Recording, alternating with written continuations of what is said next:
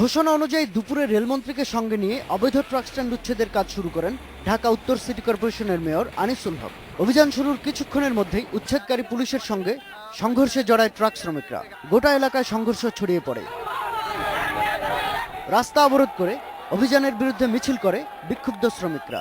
তাদের হামলায় আহত হয়েছেন কয়েকজন গণমাধ্যম কর্মীও। অতিরিক্ত পুলিশ ও র্যাবের সদস্যরা গিয়ে পরিস্থিতি নিয়ন্ত্রণে আনার চেষ্টা করে।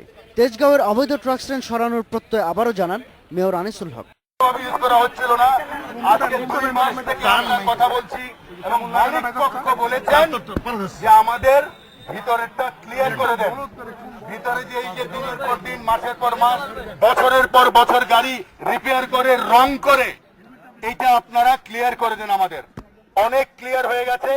আজকেও যারা এই জায়গা অবৈধভাবে দখল করে আছেন, আপনাদের সুবিধার জন্য, আমার সুবিধার জন্য না।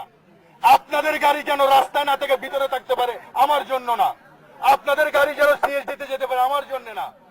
একজনে একটা ঢিল মেরেছে, এটা সত্যি, কিন্তু যেই ছেলেটা আহত হয়েছে, কোন আমার কথা শোনেন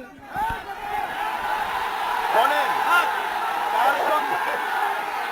তার সঙ্গে তো শোনেন না কথা শোনেন, এই রাখেন কথা শোনেন।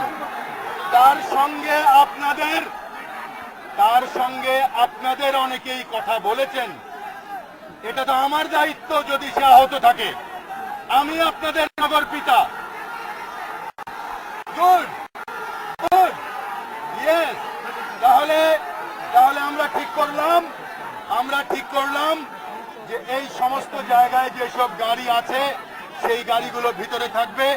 আমরা আপনাদের জন্য একটি ভালো ট্রাক টার্মিনাল বানাবো, এটাই আমাদের প্রত্যাশা।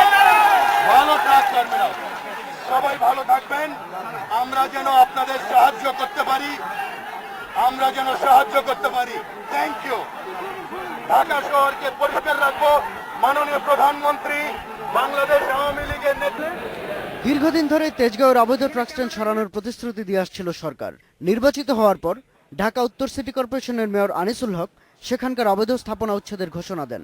কিছুদিন আগে ট্রাক স্ট্যান্ডে গিয়ে তিনি ট্রাক মালিক সমিতিকে 27 নভেম্বর পর্যন্ত সময় বেঁধে দেন। সে অনুযায়ী অবৈধ স্থাপনা সরানোর উদ্যোগ নেয় প্রশাসন। শাহাদাত স্বপন, ইন্ডিপেন্ডেন্ট নিউজ, ঢাকা।